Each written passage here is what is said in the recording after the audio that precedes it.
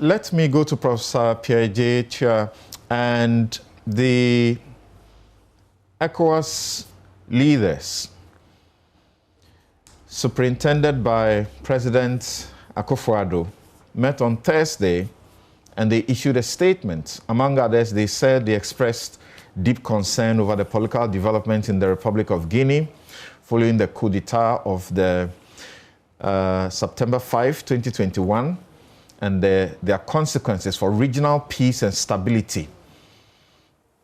It reaffirms its unreserved opposition to any political change by unconstitutional means and condemns in the strongest terms this coup. Lamnatu says this is condemnable. There should never be justification for a coup.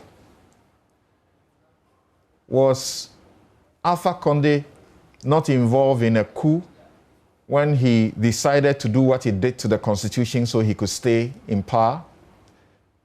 I'm asking that because I know that this is the subject that you want to talk about for the news review segment. Well, thank you very much, Samson. I think I commend the comments made by Lamnatu Adam on this subject.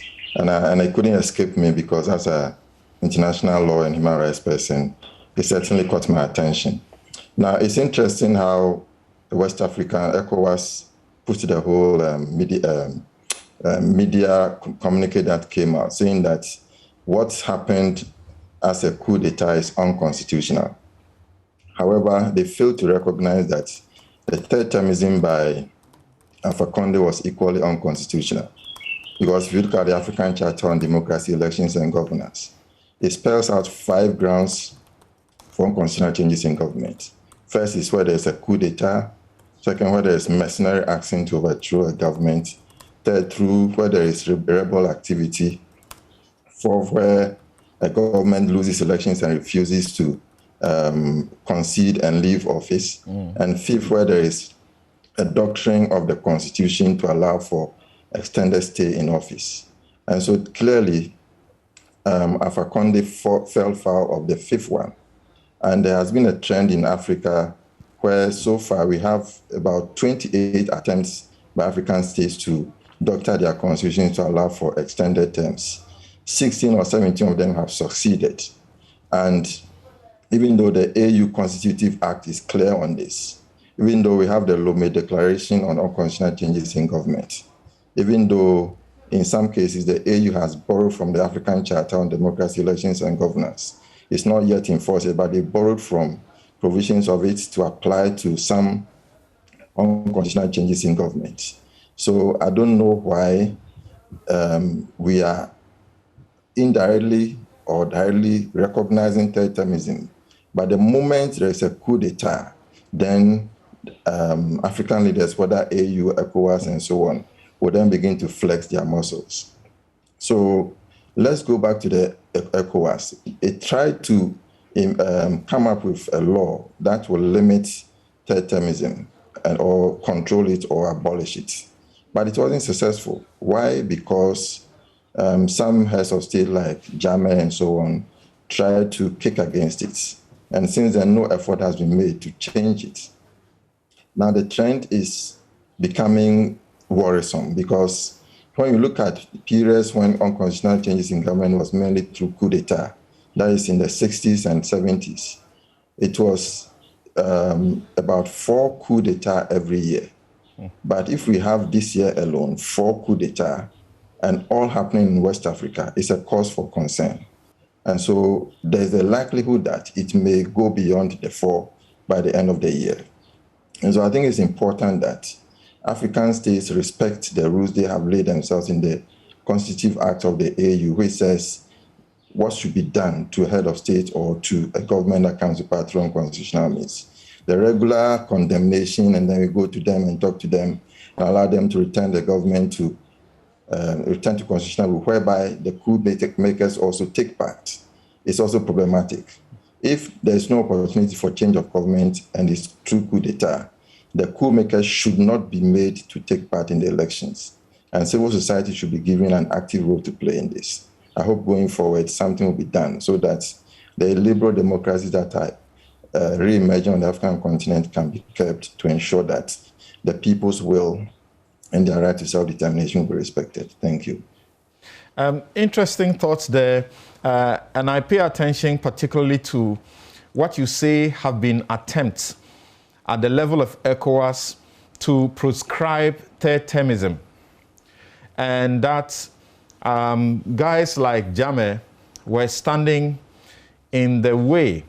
You're saying that Jammeh, all, say, 15 members, Jammeh alone could, cause the undoing of it? How about AU? It's not necessarily Jammeh alone. Of course, Jammeh alone, if you just voting, then you can say that majority will carry the vote. Right. But it is an idea that we all African leaders seem to enjoy. And it takes us back to the 60s when African socialism came into place and one-party system was in place. And life presidency, no partyism, no civil society activism was the order of the day. That was a trend, and it seems to be repeating itself. And so that makes it very, very concerning. And it also brings into question whether the Western style of democracy is really what will work for Africa. And I think that we need to re-examine that question, because to jettison completely our traditional political systems and to adopt a Western style democracy, which is at the minimalist level of application, and it receives the endorsement of the West because it then favors them in terms of the economic activities they want to engage in the African countries, then it begs the question, where lies our future? And I think we need to really pay serious attention to that. This is not a problem with only with ECOWAS. So why don't we have the AU, for example, paying particular attention to this? All the 55 of them, if they agree that this has to be done, or they have a majority, if they have a voting system, and the majority agrees that there will not be third term, this will end the impunity we are seeing, won't it? I think that it will certainly help. And ECOWAS has the framework. We have the Constitutive Act talking about non-indifference, saying that unlike the OAU period where it was non-interference, where each country had the power to do its own thing without any interference from the OAU, the AU says non-indifference. So in case of any situation where there's violation of the Constitution, or where there is instability, insecurity, and so on, then changes will need to take place. Okay. And the ECOWAS AU can step in. And it is also clear about suspension of membership in case there is a coup d'etat or other unconstitutional changes in government. And so the framework has already been laid. And it's just a question of applying it. If you look at the Peace and Security Council protocol, it also recognizes that. And it was funny, for example, when it clearly says that such a state can be, that engages in unconstitutional changes in government, can be, will be punished, and sanctions will be applied. Kagame did that, and Kagame was the chairman of the Peace and Security Council at the time. And so it is one thing having the laws in the books, which we seem to flourish, and it seems to be only of academic importance. But in practice, it is not respected. And it's about time we make sure that that's the provisions we have in the various provisions, treaties and instruments of the AU are respected. And I think it can go a long way to curb the problem we are facing. All right. Another challenge is the issue of recognition of governments.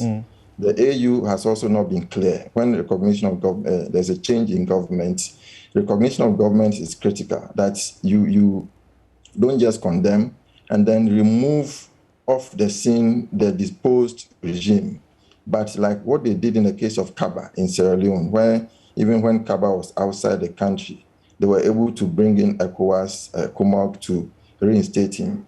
That idea or that practice has not been institutionalized. And so at the end of the day, it is the power blocks within the AU that ultimately makes that decision. And that issue should be carefully re-examined and changed for the good of democracy. My final question to you on this will be whether or not you think certain coups are justified, like this one.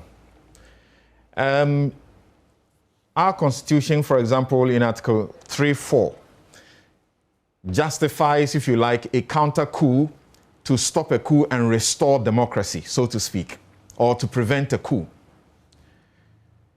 If somebody comes to power through democratic means and then decides to change the Constitution using democratic means, but very questionable democratic means, can't it be said that they are toppling the Constitution and that a counter coup to topple them should be justified? Yes, and there have been situations where the coup itself could be justified. A coup where all other means for changing government has ceased, where there are serious violations of human rights, where instability is reigning in the country, then a coup d'etat could be justified. And the African Charter on Elections and Governance somehow accepts that position. However, it says that in such a case, the government that came to power through unconstitutional means to overthrow the government that had refused to leave power should not take part in the elections. It should just organize the coup, leave the scene, and allow new elections to be held. That will ensure that democracy is restored. And so by extension, a counter coup to also restore democracy should also be respected. So what is ECOWAS talking about? In this situation, he was jailing all the people who are against him, who criticized what he was doing in trying to amend the Constitution in the manner he did. And what did ECOWAS do? Now that he's been toppled, and the people are excited. You can see the footages, very excited. Exactly. I wasn't aware to see the Rawlings thing, but I tried to picture how it could be, a similar situation. Yes, and that is one disconnect between the AU and the people on the ground. And so there is a need to look at popular recognition as well. Popular recognition is not recognition given by states or by international organizations like the AU. It is looking at the situation on the ground. So then the government that is on the ground de facto is in control, and it has the support of the people, and legitimacy is derived from the popular reaction to that coup d'etat should be taken into account. And so there's a need to consult civil society organizations, even the media and government officials and so on, to see the situation on the ground before it reacts to the coup d'etat. And I think one key thing is the fact that these people that came to power also came to power through unconstitutional means. So they should not be allowed to have an inch or space to entrench themselves in power. So that is the problem with what is happening in Guinea now, and has been the case with all other changes in government through unconstitutional means, especially through coup d'etat. Okay. Because the idea is that we are against the government that was on the ground. We changed it. But at the end of the day, they civilianize themselves and they contest for the elections and they win. In Guinea now, we have all the regions being headed by military men. And power is sweet, and absolute power corrupts absolutely. So the moment they are not ruling by a constitution, they have their own way, and they're able to amass a little money, they begin to enjoy it, and they begin to reconfigure the whole system in a way that now that they enjoy that popular support, people also overlook the fact that legally the military are not supposed to take political leadership. It is also clear that is stated that the military should be apolitical when it comes to governance issues. And so the people should see them as temporary, just covering a hiatus, temporarily coming to change power, and then leaving space for civilians to take over. Thank you very much, Prof.